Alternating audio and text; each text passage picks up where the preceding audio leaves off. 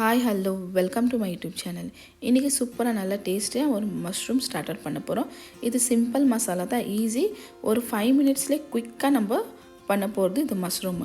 இது நம்ம ஸ்டார்டரை கூட சாப்பிட்லாம், இல்லாட்டி நார்மலாக ஒயிட் ரைஸு சப்பாத்தி கூட இது நல்லா சூப்பராக நல்லா காம்பினேஷன் நல்லா டேஸ்டியாக இருக்கும்.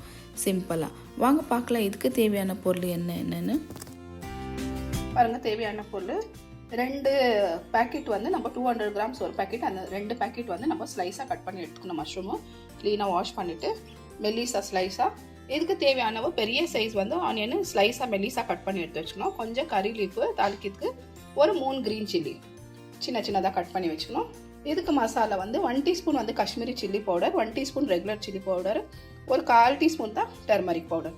இவ்வளோ தான் நம்ம சிம்பிளாக ஈஸியாக மஷ்ரூம் ஃப்ரை பண்ண போகிறோம்.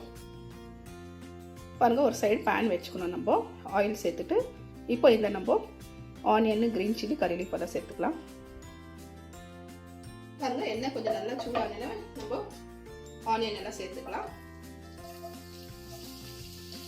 ஆனியன் கறி லீஃப் க்ரீன் சில்லி 3 சேர்த்து கொஞ்சம் லைட்டாக வதக்கி விட்டுக்கலாம். நல்லா வதக்குனேன்னா நம்ம அதுக்கு மேலே மிச்ச இன்க்ரீடியன்ட் சேர்த்துக்கலாம்.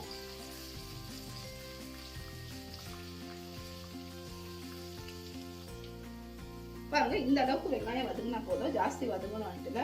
ஏன்னா இதுக்கு மேலே நம்ம மஷ்ரூம் கூட சேர்த்து வதக்குவோம் இல்லைங்களா, அதுக்கோசரம் இவ்வளோ வதங்கினா போதும். இதுக்கு மேலே நம்ம சேர்த்துக்கலாம், நம்ம மஷ்ரூம் சேர்த்துக்கலாம்.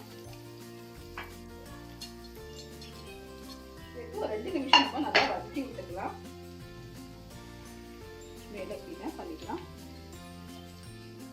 பாருங்க, கொஞ்சம் சால்ட்டு சேர்த்துக்கலாம். நம்ம மஷ்ரூம்க்கு எவ்வளோ தேவை இருக்குது அவ்வளோதான்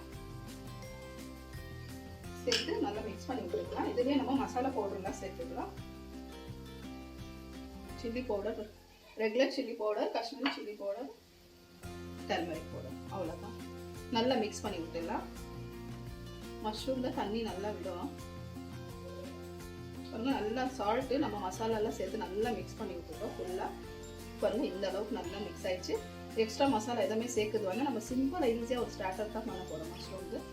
பாருங்கள், இப்போ இதில் இருக்கிறது மசாலா எல்லாம் நம்ம கிரேவி இருக்குது இல்லைங்களா, இந்த கிரேவி எல்லாம் கொஞ்சம் ட்ரை ஆகட்டும். இந்த தண்ணியெல்லாம் சுண்டிட்டோம். ஒரு 2-3 நிமிஷம் வரைக்கும் நம்ம விட்டே விடலாம். இது அப்புறமா பார்க்கலாம். நம்ம பாருங்க, ட்ரை நல்லா ஆயிடுச்சு. ஒரு 2-3 நிமிஷம் விட்டனவே. பாருங்க, இந்த அளவுக்கு நம்மளுக்கு இருந்தாலே போதும். பாருங்க, சூப்பராக நல்லா டேஸ்டியாக நம்மளுக்கு மஷ்ரூம் ஃப்ரை ரெடி ஆயிடுச்சு. ஒரு ஸ்டார்டராக தான் நம்ம இது சாப்பிடலாம், இல்லைனாக்கா ஒயிட் ரைஸ் கூட நம்ம இது சாப்பிடலாம். கொஞ்சம் மேலே நம்ம கறி லீஃப் சேர்த்துக்கலாம், கொத்தமல்லி. பாருங்க, சூப்பராக நம்மளுக்கு ரெடி ஆயிடுச்சு. ஒரு 5 நிமிஷத்துக்குள்ளவே நம்மளுக்கு இது மஷ்ரூம் சூப்பராக நம்மளுக்கு ரெடி ஆயிடுச்சு. பாருங்க, சூப்பர்.